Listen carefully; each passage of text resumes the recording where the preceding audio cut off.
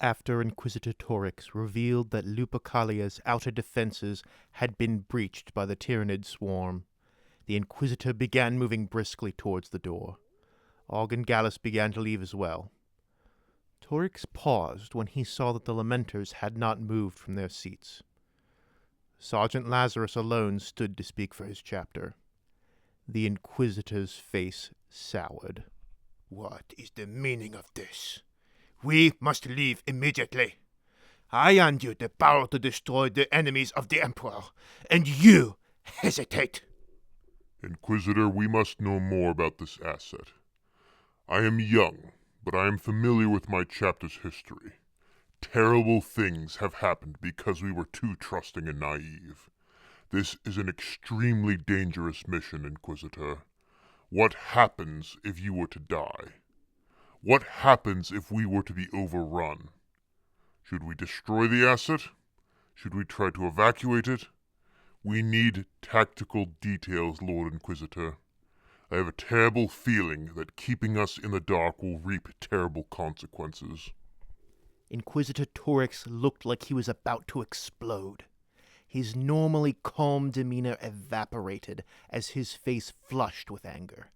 He looked like he was about to say something, but the gears in his head began to turn. Gallus hurried himself and Ogg out of the room. There was no reason to learn something that could result in the summary execution of the entire Ogryn squad once the mission was completed. The Inquisitor relaxed and breathed out all of his tension. It is a source of psychic power. I cannot tell you any more. For your safety and for the safety of the entire Imperium, I cannot tell you.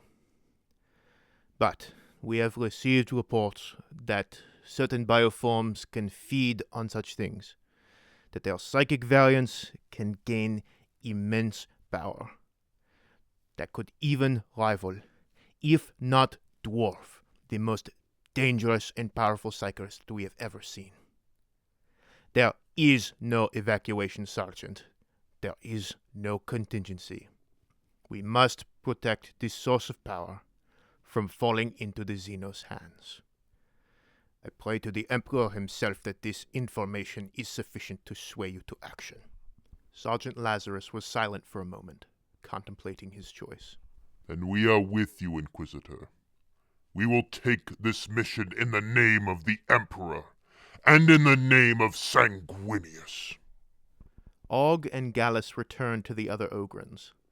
The new bonehead hadn't spent too much time with the new squad, but the Bulgrim seemed fairly easy to work with. They were kind of simple compared to the old squad. Gallus had always been encouraging curiosity, and patiently answered questions, no matter how many times they were asked. These Ogryns were a lot less talkative. They were trained to do their job, and that is what they did. Ogg was used to putting on his own flak armor, but a bunch of people ran around the Ogryns with stepladders and fitted them all with Bulgrin carapace armor. Ogg tried to pay attention to how they were putting it on, but it was so complicated. He quickly became content that he didn't have to remember how to do all of this right now.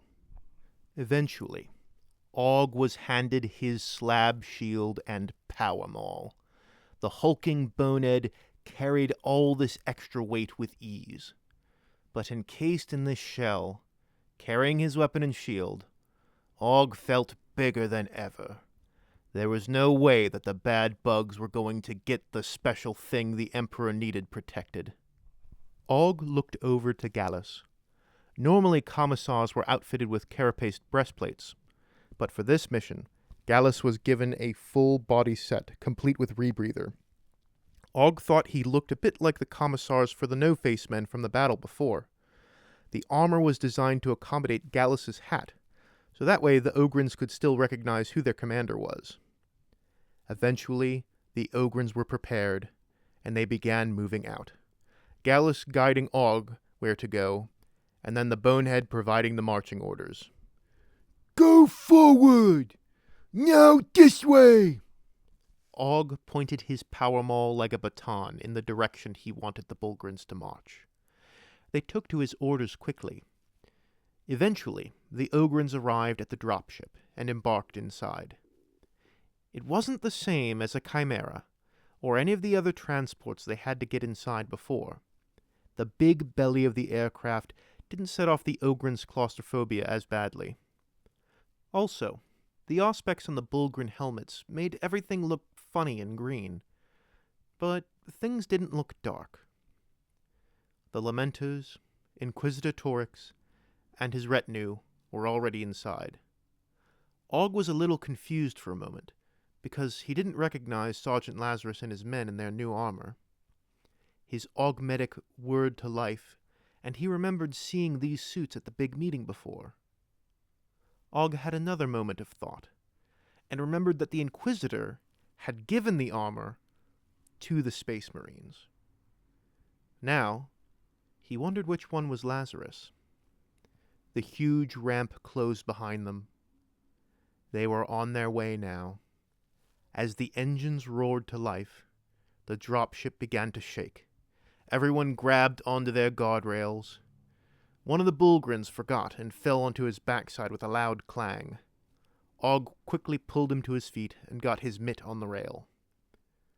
With the fate of the sector hanging over the heads of everyone, save the Ogrins, the ship left Dawn Citadel and began its desperate journey into the jaws of the Tyranid force. No man do they call me, my mother and my father, and all my comrades as well. Thank you all for watching this week's installment of Ogg the Ogryn. If you like what you saw, I would be grateful if you could give the video a like and comment your thoughts below. If you're new to this channel, please consider subscribing so you can listen to more stories just like this one. If you have absolutely no idea what's going on, feel free to click on the playlist to start the story from the beginning. And if you just can't resist the urge to throw money at me, you can support me on Patreon or donate via PayPal. Thank you all very much again. No Man out.